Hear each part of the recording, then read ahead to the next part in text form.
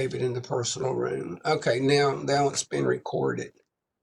That way we can always post it somewhere if we need it. So we're talking about recognizability factors. That's going to be, and I heard Paige talk a little bit about this. And was that on your Facebook or your virtual? Okay, so when we're talking about recognizability, that's the geometry of the image. The geometry of the image production. So that's going to be dealing with all of your distances. So we know that there's an SID, we know there's OID, and we know there's SOD, right? What do we already know about the X-ray beam? Where is it being produced at? It's being produced from the bevel. So that right there has already created a problem for us, and we talked about that as far as the anode hill effect, right? So although it's changing the intensity of the beam, it's actually giving every one of your X-rays an angle. Everybody with me? Because it's hitting a different area on that surface of the anode, which has an angle. That bevel is the angle. So as it's interacting, as it comes down, it's going to be deflected in its own individual direction. Everybody understand that? It's called divergency of the beam. Right? So as that beam is coming down, it's coming down like it's talking about a point source versus a surface. Your X-ray beam is coming down from a surface, not from a pinpoint. It tells you in the book on page let's see where it talks about the pinpoint effect. 225. Yeah, it says on 225 in that second column, it says if shadows could be cast from a point source of light, there would never be any blur. So what this angle that we're talking about, and I want you to appreciate the point of where it's actually coming from, that angle is going to lay down blur on your images. Okay, and it's going to be very noticeable on the edges of it. The edges of your image, that's where you're going to be able to take that black border, and you're actually going to see the blur. And keep in mind, this blur is happening over the entire image. It's just that you can't see it. But because the framework of your image, there's going to be a blurring effect, different, and this is because of all these X-rays coming down at different angles. Okay, remember we're talking about recognizability. How well are those structural lines recorded on the image? Okay, we know that there's inherent OID, so there's a problem right there, correct? Everybody understand why there's inherent OID? The patient's laying on the table. Where's the receptor at?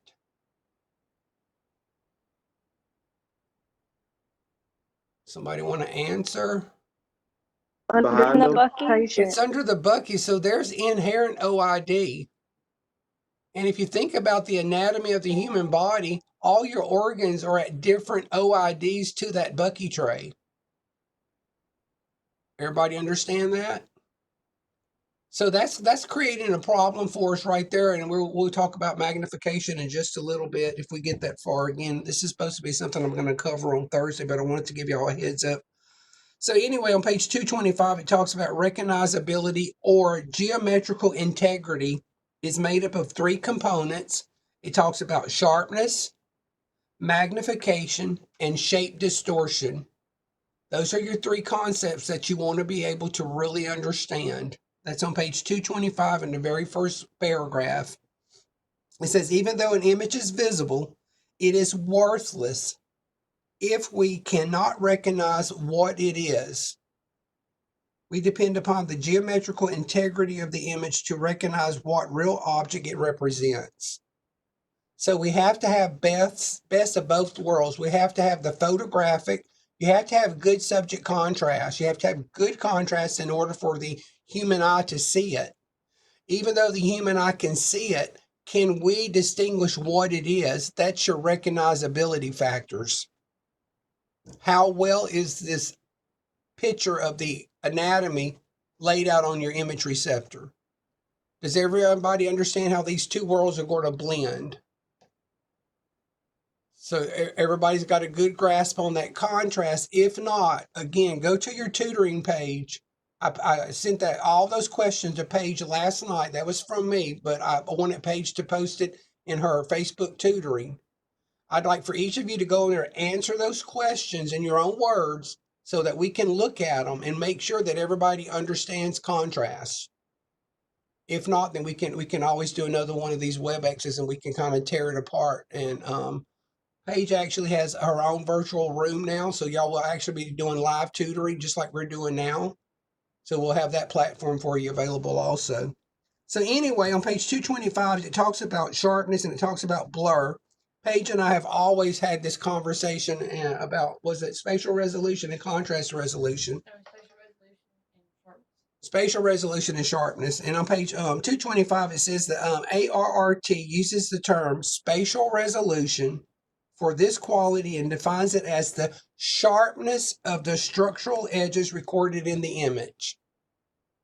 So we're going to want to know that definition for spatial resolution because that's what ARRT says. And we also had a discussion about spatial resolution and resolution. Spatial resolution and resolution, yes, and we'll get to that in a little bit. So the next part was when we were talking about the point source. It says, if shadows could be cast from a point source of light, there would never be any blur.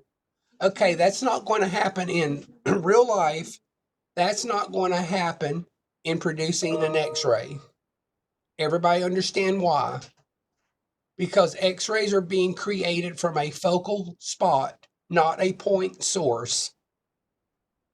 Correct? Everybody knows the anatomy of the tube, right? Everybody understands the bevel.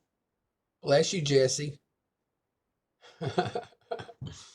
So y'all understand why we're dealing with a degree of blur. Why blur is existing and we have to deal with it. Because your X-rays are not coming from a point. They're coming from the focal track. Thumbs up if you understand that. That's why we're dealing with the integrity of the image today. That's why this chapter 14 is titled The Geometrical Qualities of the Image. If the X-rays were being generated from a pinpoint source, there would be no blur. We would not have to talk about this discussion about spatial resolution. But because they're emanating from a focal track, every one of your X-rays has their own angle that it's picking up as it's coming off of that anode. And that's when we get a divergency of the beam. Everybody good with that? All right. And it talks about the disk source, the sunlight. I'm turning the page. I'm on page 226. It says the partial shadows occur because any given edge of the object is actually projected at several different angles from several different points within the light source. That's the first paragraph on page 226. And I've kind of said it 3 times already, but there it is again. It's telling you the partial shadow occurs because any given edge of the object is actually projected at several different angles from several different points within the light source. That's simply telling you that every X-ray is going to hit the edge of your anatomy at variations in their angle. Not all the X-rays are going to hit the edges of the gallbladder coming in at the same angle. So you're going to have a blurring effect. And we're going to talk about how do we control that if we can. There's a few things that we can implement here. Does everybody kind of understand that concept? That's the problem right there. That's in that paragraph. It's telling you that's the problem. Is that all of you, it says several different angles from several different points. So what you're looking at on your image has actually been created by millions of X-rays, and each of those X-rays has their own angle. And that difference in these angles is what's going to cause you to have a blurring of the structural lines. And it's not as obvious within the anatomy because obviously there's contrast there. But when we get to the edges of the actual image, the mass, the black square, that's where you can actually see it. And they talk about this somewhere in the chapter, talking about being a car driving over a plane. Let me see where that's at. Thought that was kind of a neat little analogy. If it's still in this book, I don't even see it. No, I don't see it. But it says if you're a little car and you're at the edge of the image, you're driving across it. The first thing you would notice is that you're in a light gray, and as you get closer to the anatomy, going towards the inside of the image, it gets darker and darker. So there's a gradual fading to getting very light to getting very, very dark. That very darkest part of that framework before you hit the anatomy, that is your umbra. All those variations of gray that you are driving over, that is your penumbra. Penumbra is considered bad. Umbra is considered good. The umbra is the inside of the shadow of your framework, the blackest of the black.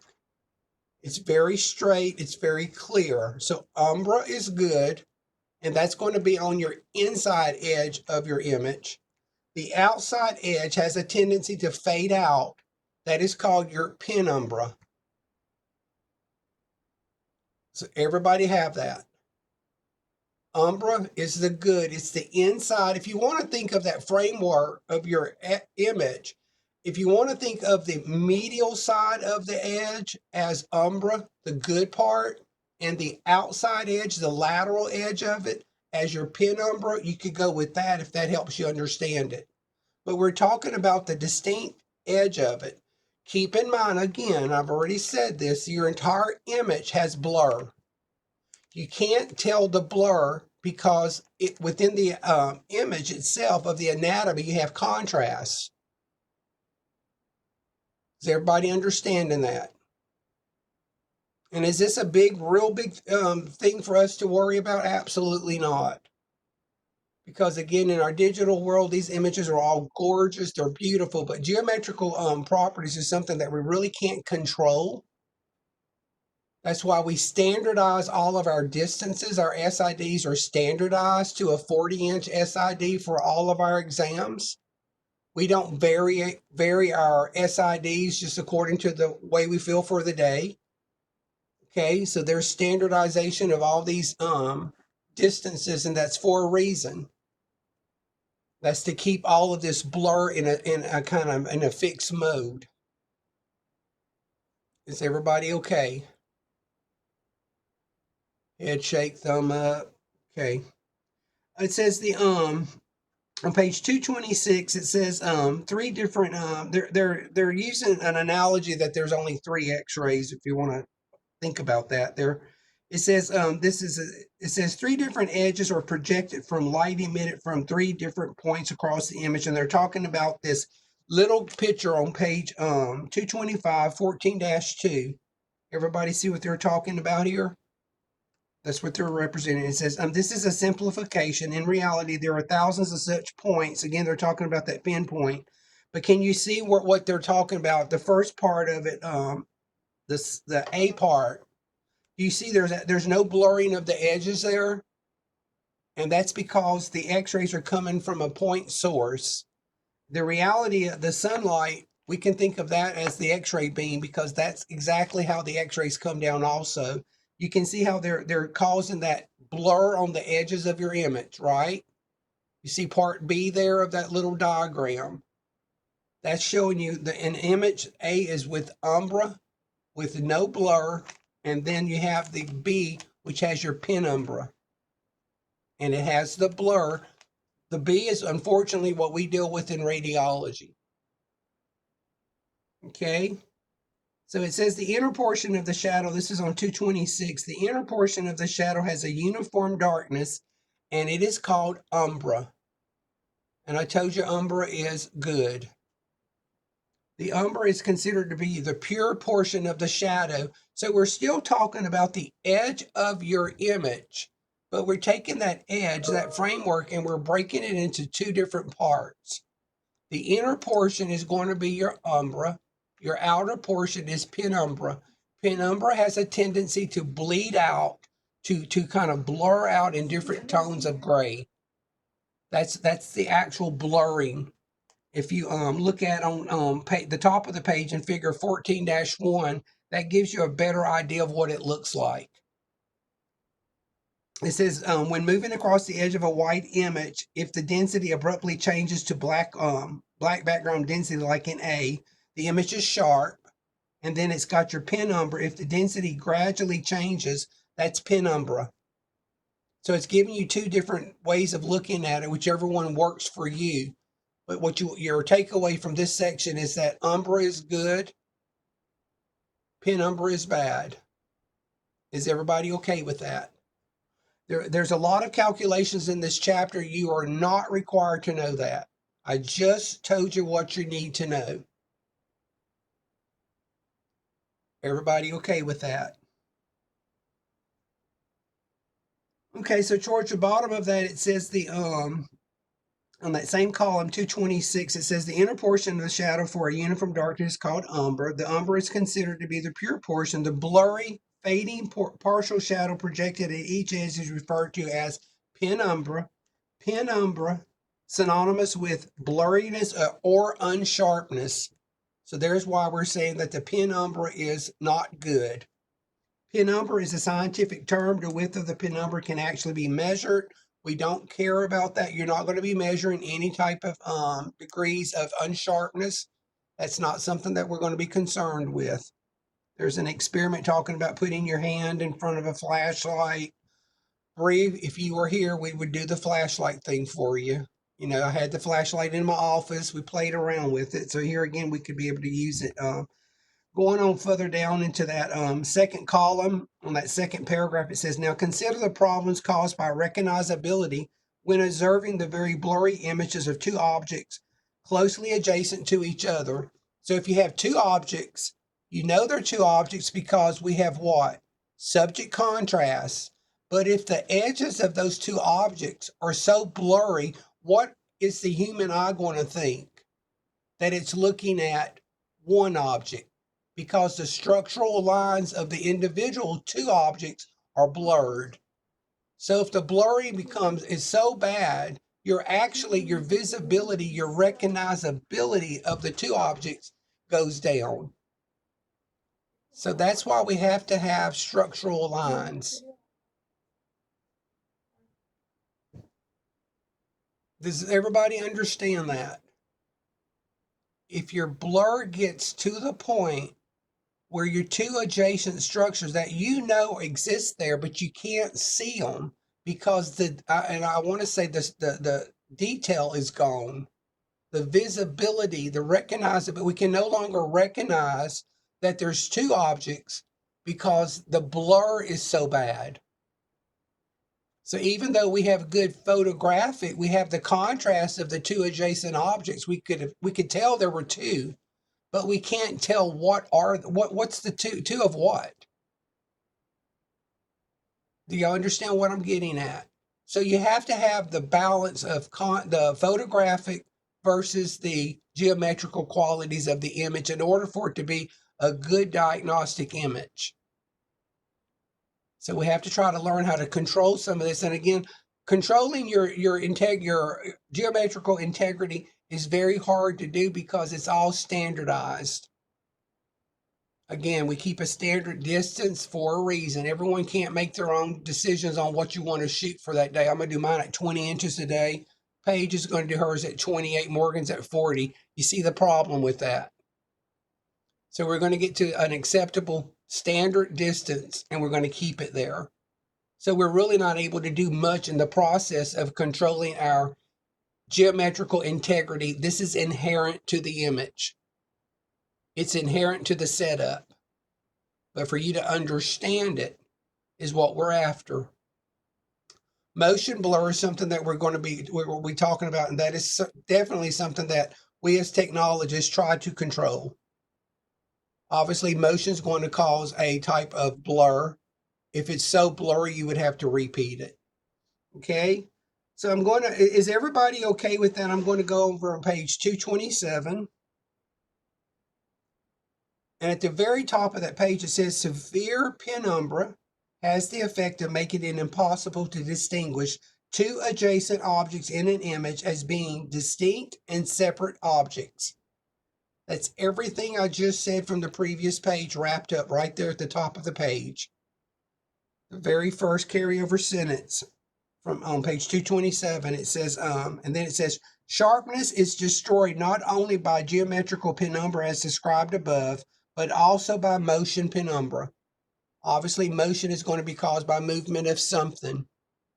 Now, that movement can be the patient. It could actually be movement of the tube.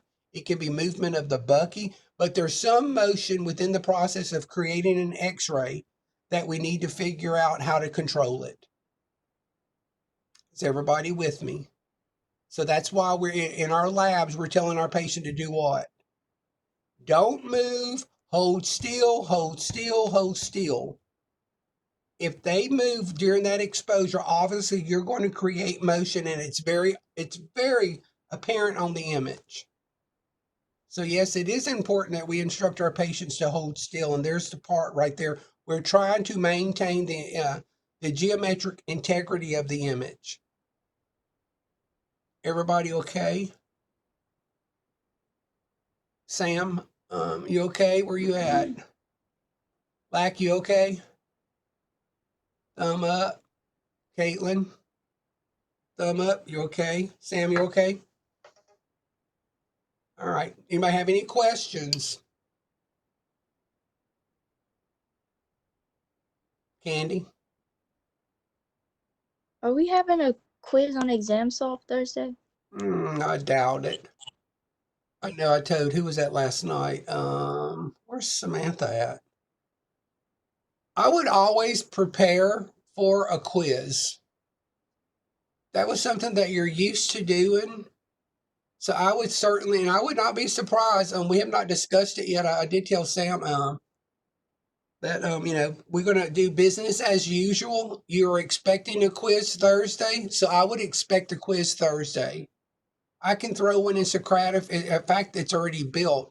My thought with that was, okay, you're on your iPad, so would you do Socratic on your phone? I don't know how we would do both of the programs at the same time. I could shut down right now and say, sign on to Socratic if you have 10 minutes to take the quiz. So that could work.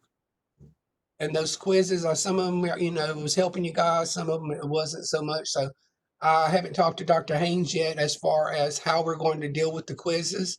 The quizzes were put in to reinforce the content.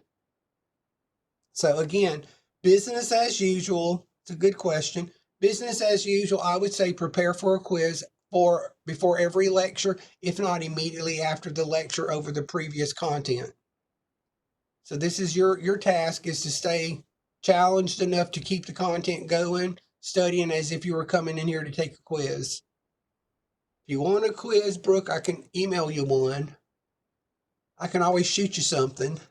But yes, I would definitely say, and I'm not quite sure how this split class is going to work. That's another thing. Not sure if it's going to work. I thought we would try it as a campus first, just to see how it worked, as far as, I shouldn't say a campus, as a program as a whole, to see if it worked. I like seeing your faces so I can tell if you're kind of getting this stuff or not. Again, we'll talk about this after Thursday will be our first formal class. Y'all do get this. This is not a required class right now. I'm just giving you kind of how this is going to work, and I want some feedback at the end. So far, is everybody okay? Any questions? All right. Y'all can leave your cameras on. I'm kind of curious to see how the quality of you guys receiving me is going to be with all the cameras on. I don't think it's going to have a lot to do with the bandwidth here. It's me transmitting my own signal to you. But anyway. All right, so we're going to get into what we're going to talk about next is magnification. That's on page 227. So what creates magnification? What did I tell you that was inherent in the process of imaging and making an image? What's inherent? OID. Very good, Cameron. So yes, we have OID. We have to deal with it. We always do whatever, we're always talking about positioning projections, AP versus PA. We're always talking about getting the area of interest, the piece of anatomy that we want closest to the IR, because we're trying to reduce the inherent OID to reduce magnification. You guys don't know this yet, but I'm thinking of the, well, you do know one of them right now. You know there's an PA and an AP thumb, right? Why did we not do a PA thumb? Because it has built-in OID, right? So when you're doing this, right, and here's your plate, what's the problem with that setup? You've got this large OID underneath the thumb, which is going to cause magnification. So we flip it and we do it AP. So we always think about imaging the anatomy with the least OID, because OID is going to cause magnification. Is everybody good with that? Any issues? All right. So it says excessive magnification of the size of an image can make it difficult to recognize what real object it represents. That's the first line underneath magnification. Notice in parentheses on the side of the word magnification, it's got size distortion, because any degree of magnification does not represent the actual object. So that, in theory, is considered distortion. But it says size distortion. Does everybody see that in your book? It's there in parentheses. You should wonder, why is it there?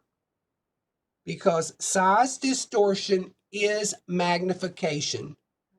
Magnification is not a true representation of the object. Regardless, you're always going to have a sense of magnification in radiology. So what we're looking at on our images, there's always going to be a degree of magnification. Everybody with me? And you know why? Because there's inherent OID. Alex, you okay? Can you give me the hissy? What? The hissy. Okay, so I just want to make sure that we're bringing that together, because look over in the next column and the word shape distortion is there. Everybody see it? So we're going that way, but I want to make sure that you understand size distortion. Size. So although it's larger, magnification is larger than the actual object, it's equally magnified, meaning in all dimensions, it's equal. So magnification is actually equal distortion. It's magnified in all dimensions the same amount. Are y'all still with me? Okay, and it tells you, somewhere like it says, in radiography, we define magnification as the difference between the size of the real object and the size of the projected image. That's your definition of magnification in radiography. The difference between the size of the real object and how is it represented on the image. Obviously, it's always going to be a little bit larger on the image than the actual object size, right? Because we have inherent OID. I've said that 5 times, so it must be pretty important that you're catching on to this. Everybody with me? There's three distances that we deal with. The total distance in radiology is called SID. The source to the top of the object is called SOD. The top of the object down to the plate is your OID. Everybody get that? SID is your total. Your source to the object is your SOD. Your object to the plate is your OID. Everybody get those in your head, all right? The one thing that we can't control is what? OID. We try to eliminate it. We try to reduce it the most that we can. So there's where we're always going to have a level of magnification. So to answer a test question, why is there always going to be a % of magnification in radiology? Your answer is going to be because there is what? Inherent OID that we cannot get rid of. We can reduce it, but we cannot get rid of OID completely. Even tabletop work, if you think about that, with your anatomy being directly on the image receptor, there is still some OID because the object, the anatomy, is not directly touching. There's a encasement, if you want to call it that, of the image receptor. There's a case for it that you're putting on the table. Does everybody understand that? Everybody good? Okay, so we know that we got magnification is a true representation of the object, but it's just larger and it's equal in its magnification in size. It's equal. All right, it says in radiography we define magnification. I've read that. It says magnification is often referred to as size distortion. Because isn't it? Right? When you're looking at an image and you were able to take that object and put it against the image, isn't it going to be a little bit larger? So isn't that changing the size of it? Making it larger because of the inherent OID. Everybody's got that in your head. All right. It says this term adopted by ARRT is they says magnification is often referred to as size distortion.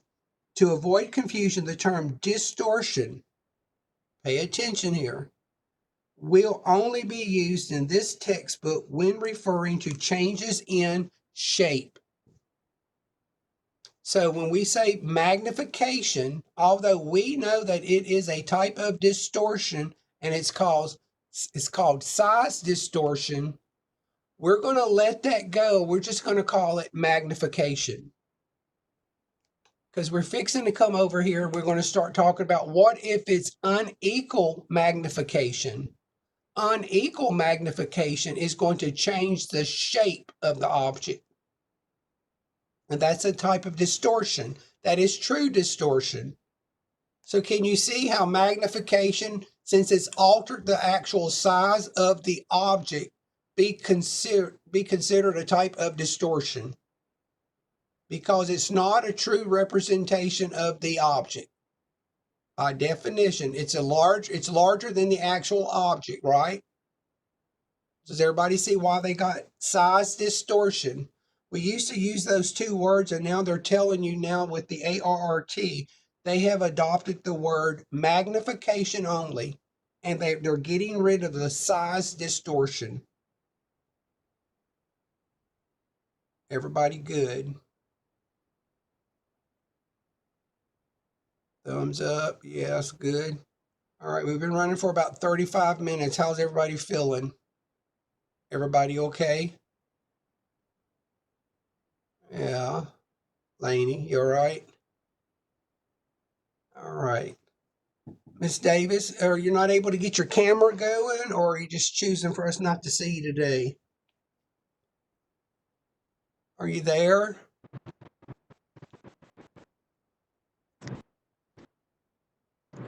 Okay, so I'm going to go on further down into that same column on page 227. This is the next important thing, and I've already said it. It says, In most radiographic applications, our goal is to minimize any magnification. No, when the camera's off, it works better. I can hear you. Okay, that's fine. Just wanting to make sure you're there. Everybody's cameras are actually froze on my screen right now. Okay, but you're okay?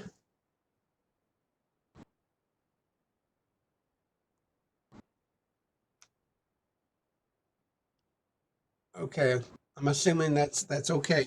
All right, so I'm on page 227, first column down towards the bottom, and it's talking about the goal. It says our goal is to minimize any magnification present in the image. Projecting the true size of an object can be important to correct diagnosis. And it talks about the magnification of the heart. And unfortunately, we haven't covered the chest and abdomen in positioning. But when we get there, we do our chest x-ray in a PA projection. Can y'all hear me? Yeah, who's this? Who is this?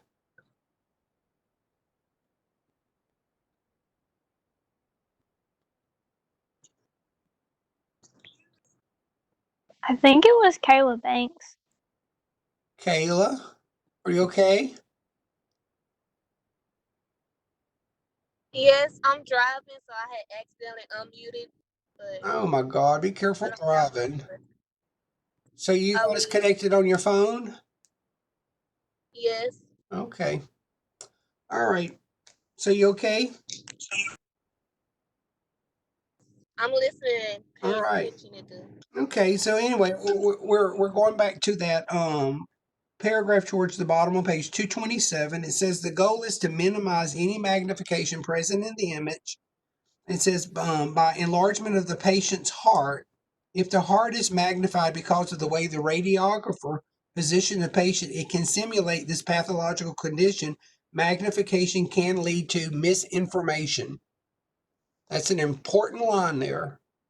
Why are we talking about magnification? Because magnification can be misconstrued as pathology. So if we think about when we're doing the chest x-ray, all right, chest x-ray, here we are, you're looking at me. Here's the front of my chest, anterior surface. What's right here? The heart. It's anterior in the chest cavity, right? So we're going to do the projection shooting from the back coming out the front because I'm going to have my anterior surface to the bucky, to the vertical bucky. I'm going to be like this, reducing heart magnification because my heart is right here anteriorly, and I'm going to put it as close to the IR as I can. When I turn around and we do the patient AP, what do we have inherent now? We have the inherent OID behind the heart. So if I did a chest x-ray on a patient coming in the hospital and I did a PA chest and Cameron goes upstairs and does the same patient, but does that patient portable AP, the heart's going to be magnified compared to my pre-op, pre-hospitalization, whatever. Do y'all get it? So he has to make sure that he notes on his image that his was done portable, because our portable chests are done AP 95% of the time. But if he doesn't put anything in that requisition that it was done at AP, the doctors are going to say, "Hey, wait a minute, we just did heart surgery on this patient, and now his heart is 4 times the size." So do you see how it can lead to a misdiagnosing? So it's our job to perform routine chest x-rays PA. We don't make a decision, oh, today I'm going to do all mine AP. Everything has a rhyme and reason to it, and there's your reason why the PA is the preferred chest x-ray. Because the heart is in the anterior part aspect of the thorax. So you want to put it closest to the image receptor. And this comes, of course, in positioning. But now you can appreciate why these two courses are somewhat co-requisites of each other. So you understand why positioning and physics kind of blends in together, right? So everybody's good with magnification. And magnification only changes the what? Size of the object on the image. It does not alter the shape. The size, it may be larger, but it's larger in every aspect and every dimension. Okay, now we're going to talk about shape distortion, and I'm probably going to end this session because we're at 40 minutes. I'm thinking an hour at a time is going to be enough for you guys. What do y'all think? And then y'all can go back and read over this and make sure you understand it. If you have any questions, again, you need to post it in your Facebook Live link that Paige has got going on. She can come behind me and take care of this too through a virtual meet. All right, so let's talk a little bit about, I do want to cover that last sentence. It says on page 227, last of the first column, it says, magnification can be desirable to make these small details recognizable. We can, at times, use magnification to our advantage. Okay, we can do it.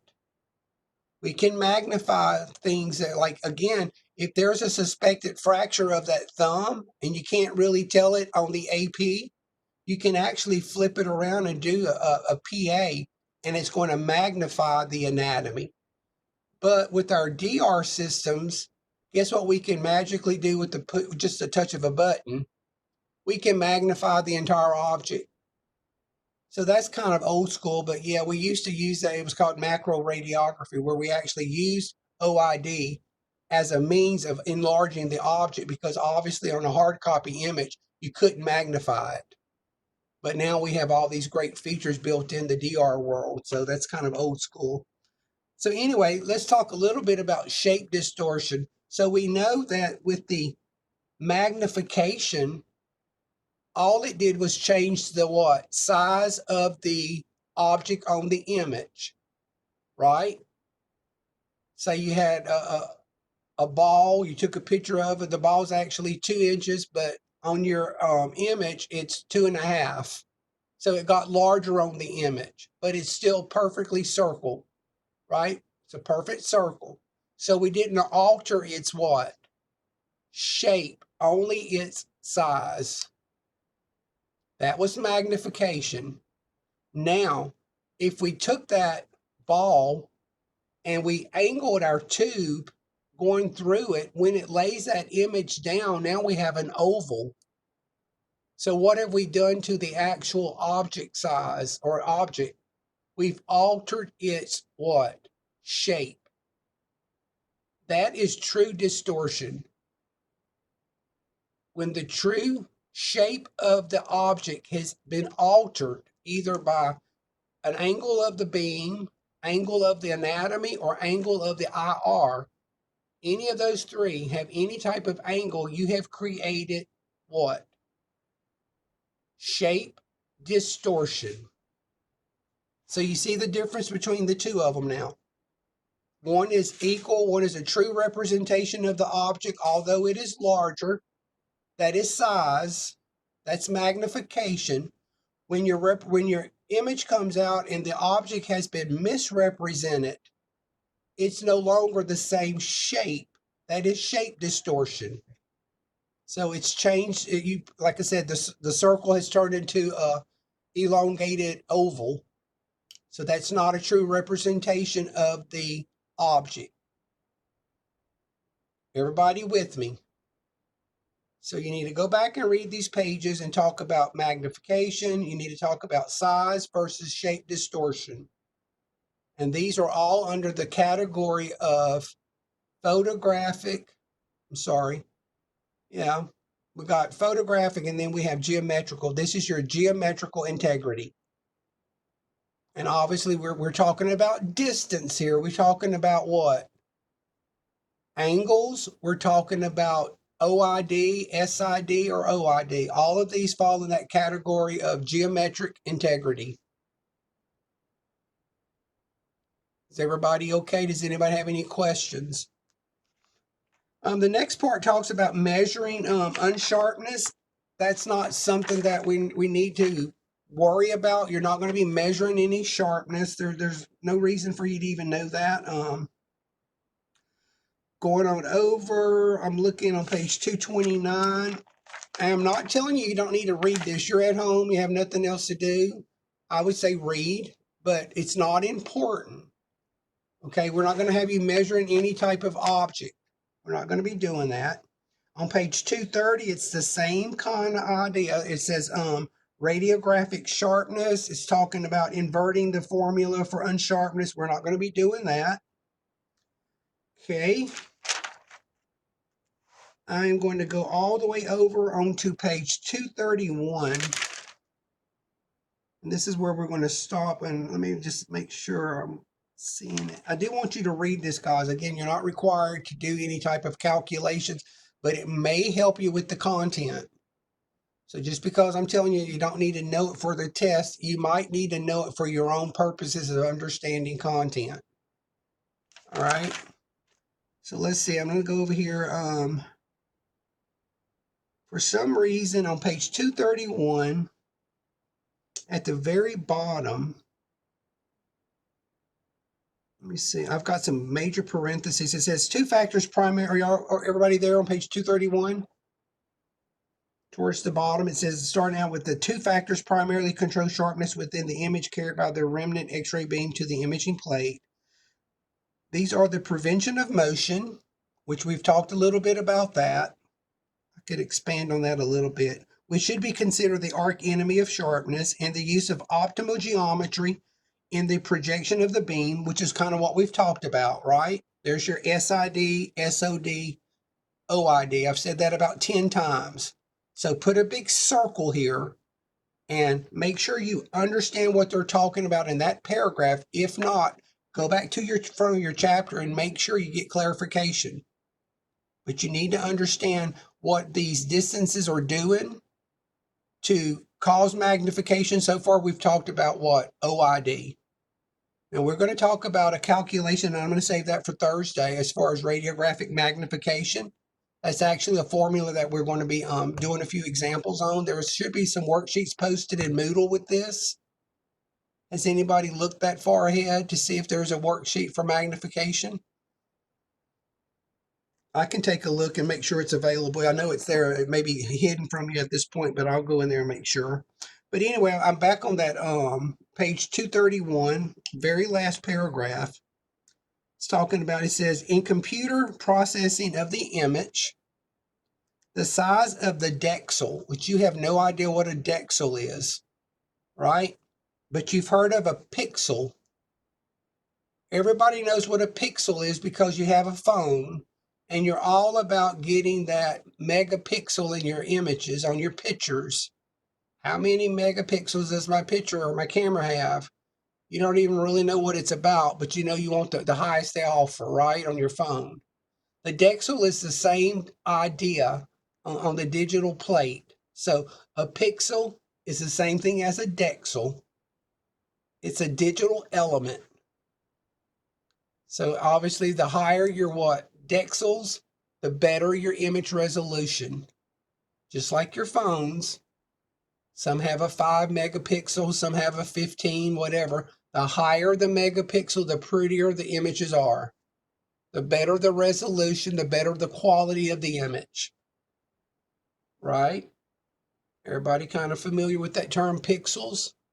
Megapixels? Normally that's what you pay for when you buy a new phone. You say, oh, this has got, 12 megapixels versus the older one that had 10. Now you jump on and you pay an extra $1,000 for it. Well, guess what? After 10, the human eye can't discern it. So you don't jump on a 12 because that human eye can't tell the difference. That's how small they've made them, to where the human eye can no longer even discern any difference in the images. But anyway, I regress and get back to the book. So let's finish this last paragraph up here.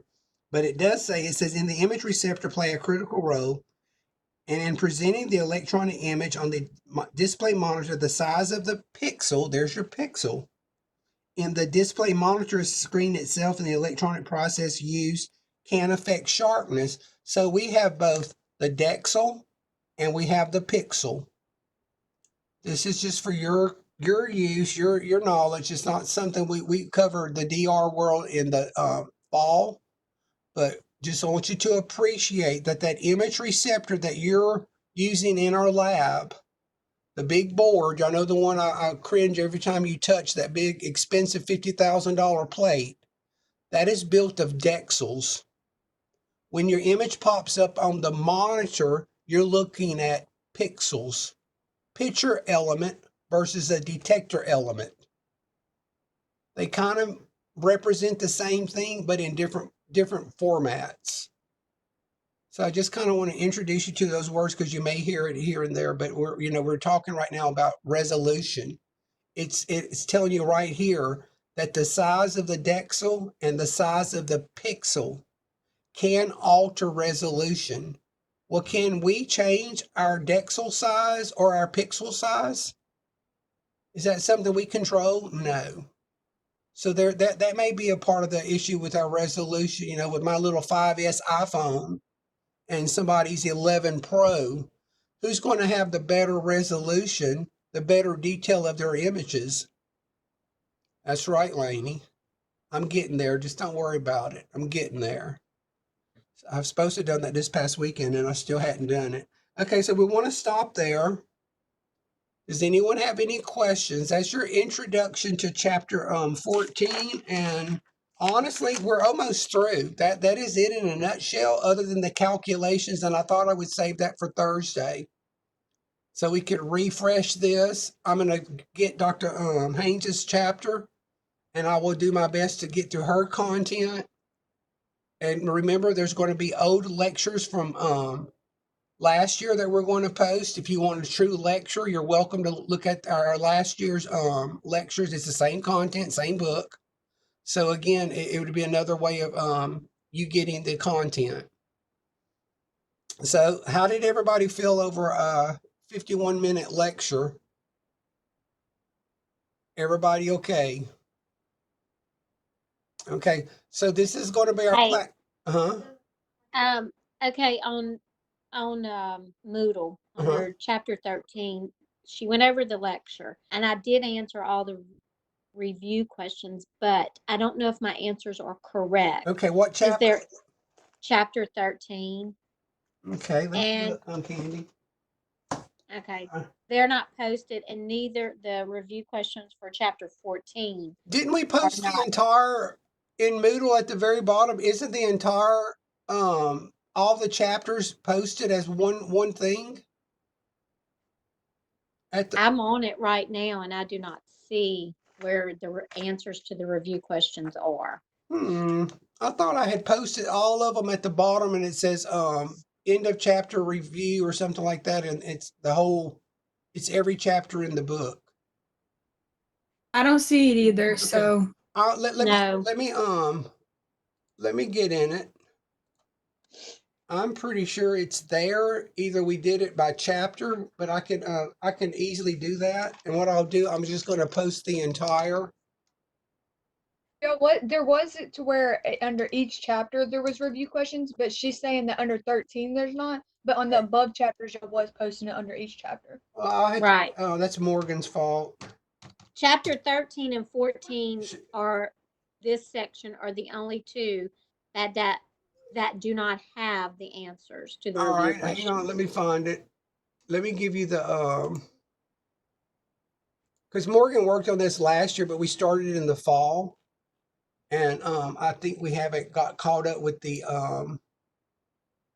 spring. Let me see. Chapter review questions toggle. It's at the very bottom of the screen, and it's blinded, huh? Okay, hang on.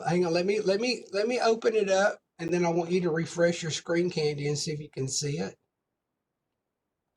It is there. Let's see if it's going to let me edit. Turn editing on. Let's see.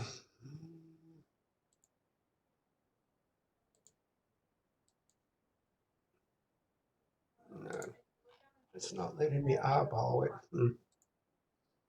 Okay, well, it is there. I just have to figure out why is it. Let me see, edit. I don't want to hide it. Edit, here it is right here, show. Okay, Candy, if you refresh your screen and look at the very bottom under the toggle chapter review questions key, it should It, be, I see it now. it should be the whole book. Okay, it's there. It's Good. there I now. appreciate you bringing that to my attention. So everyone has access now to the complete book. There's your answer keys to every chapter. So Okay, and definitely, I have one more question. that's fine. Go ahead. Okay, yesterday when you were talking, you said we would have like 25 minutes to take the test, Mm-hmm. which, okay, normally it takes me a little longer, but if I don't know a question, I would flag it Mm-hmm. and then go on and do the rest of the test. But you were saying yesterday we would not be able to toggle back and forth. Is that something we could talk about? That was Dr. Curtis saying that she was going to do that in exam solve and positioning. She said no backtracking. Now Yeah. I don't know why. And she said it would be like one question at a time. I think it's the format. And it's shuffled, so no one's going to have the same exact question at the same time as what it gets down to. I can talk to her about that, Candy, as far as backtrack, simply meaning that you flagging them and you're saying being able to go back to it after you flag it. Yes. Because Uh, I don't want to waste my time if I'm unsure of it. right, I'll go on and do the ones I really know, and then I'll go back to the ones that I think about. right, And if we can't toggle back and forth, that puts stress. right. That I would think maybe we could talk to her about that. She's not going to extend the time because obviously, and I'm not saying anyone would do that. But obviously, if you got 4 questions and you've already answered 46 of them, and you got 4 left and you've got 15 minutes left, well, what's going to prevent you from like, okay, Google, what's the answer to this question? Okay, Google, what's the answer to this? You see the problem with it? That's where we've been in the past. I understand Yeah, that. I I mean, mean, I can ask her about it. It's actually her call, and it's probably no. But okay, I'm still going to ask, and I'll let her know that we had some concerns over the inability to flag our questions and go back to them, and to see what she okay, says. Lainey, okay. That would be great. okay. Thank you. I kind of had the same, I guess, worry as Candace, but more with like physics. Because if we have like a 50 question exam and we only have 25 minutes to take it, that's like 30 seconds per question. Hmm. And sometimes it takes me longer than that to read it the first time. Hmm. So, I mean, I get why y'all are doing it. Like, I understand that part, but I'm just afraid that, like, I'm literally going to run out of time or be in, like, such a hurry to answer. That way I don't run out of time that Hmm. I bomb the whole thing. I don't think it's going to be 25 minutes, Lainey. I was just using that yesterday as an example of what they're going to do with the time feature. That they're not going to give you enough time to Google every question like 3 minutes. Right. Here, Right. here on the iPad, you take as long as you want because you don't have access to any outside help. So that's the integrity of the test that we're trying to. Again, I don't think we're going to limit you to 25 minutes. I think we're going to be a little bit more lenient with the types of questions and the time Okay. frame.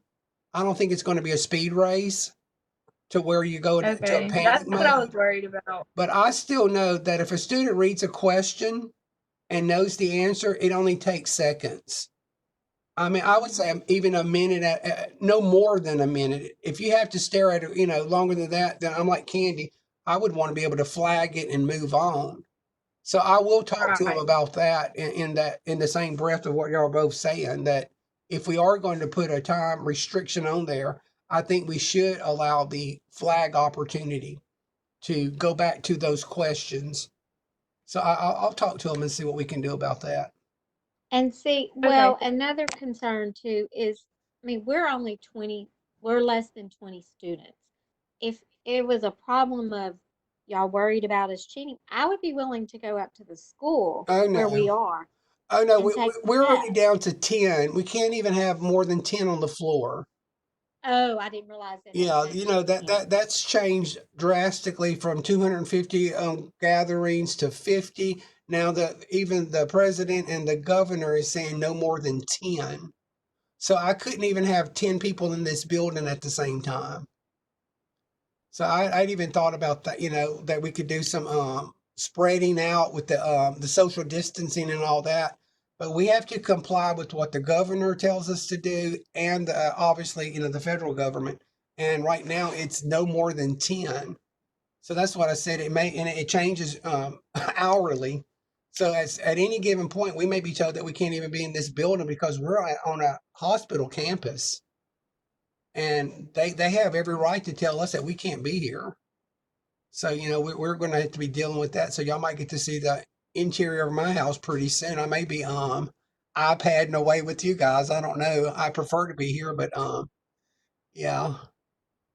I've thought of everything. I've really have. I've even thought about doing positioning labs like one at a time, but you realize how long that would take and how repetitive. And again, I don't think positioning lab is going to make or break you as an entry student because these technologists understand they're living this with us, so that they know that you haven't had the practice. I know that they're going to be a little bit more sensitive with you with that. We're not going to set you up to you know, to get in any type of trouble or any type of failure in clinic. I can easily do summer labs, which I've always said we should keep something going during the summer anyway. So for you guys to be prepared to give up a day, I think that's great because we could rehash physics. We could keep physics going because you know what happens? We in spring and y'all go through your summer and you forget everything that you've learned in the spring because you focus so much on just clinical and you had no didactic courses. So I think this is a great thing that, you know, if we can get our positioning labs done to where we can, you know, kind of catch up and, you know, me, I'm going to push physics in there too. So it's going to be okay. We're all going to be okay. I just want to make sure you guys are okay with this platform and that you're getting it. Is it working for you? Is there too much of a delay? How was the reception? Is it okay, everybody? Yeah. So let me look in that section while I got you here. Did we see if there was any worksheets available? Okay, there's a chapter 13 video, there's a PowerPoint, there's chapter 14, 2019 lecture. There's worksheet, math worksheets. I'm looking for magnification, and this is chapter 14. I don't see any worksheets in there. Worksheets, mass. Okay. Can you make sure that to let us know if you're able to like post that recording? This recording here, Yes, sir. yeah. I'm gonna. That's why I wanted to do it. I wanted to actually see where it goes and what we do with it. So yeah, I'll be happy to do that. I've never done it before, so it'll be kind of new for me too. Will you do it on our tutor page, that page created, or are you going to do it on Moodle? It depends on what format it's saved in. I may be able to give it to Paige on a jump drive and say, "Hey, post this in Facebook," or if not, I'll post it through our Moodle shell. Or even emailing it. You might be able to email I it might just be to able our. to email it. I'm fixing to figure it all out. So this is another reason I wanted to do this little mini class before we do the one Thursday, so we know what it's going to be, what we're going to be able to do with it. I'm going to find that worksheet and I'll make an announcement in here, or I'll post it and let you know that it's in Moodle. I don't see it right away, but I know that we have one. I have it here in my folder, but I can always rescan it in there. All right, guys. Well, everybody stay safe, stay healthy. Caitlin, I'll see you. I think Thursday. Is that when you're coming in? So, did Yes, Dr. sir. Curtis get back with you on your positioning image critique? No, she has not. Okay, would you be open to doing that after physics lecture? Yes. Okay, because you can probably come here, Caitlin, and just stay, Okay. and you know, go sit down in the room with your iPad and join us like we're doing here or in the computer lab. I wouldn't think you need to go outside to your car and lock up quite yet, but I hate for you to have to drive home and then come back, but I was thinking maybe you could do image critique after that. Maybe eat Okay. lunch and then we'll figure it out. But okay. All right, guys. Well, I'm gonna stop there. That was just a little introduction that gives you some information to start studying, reading, highlighting. If you got any questions, again, post that in your Facebook with Paige, and we will address them. She will be addressing them. Probably. Are you gonna do virtual also? Yeah. She's gonna do virtual tutoring also. But for everyone to post your questions, and I do want all of y'all to reply to what she's posted in there about the physics and positioning. I want you to answer them individually because I want to make sure you understand it. And if not, then we can rehash it, or she'll know where to go as far as tutoring is. All right. All right. Well, I'm going to stop it here. Y'all stay safe. And I will see y'all Thursday at 10 o'clock. If I don't send out a notice earlier, I may start a little early. All right. All right. Take care.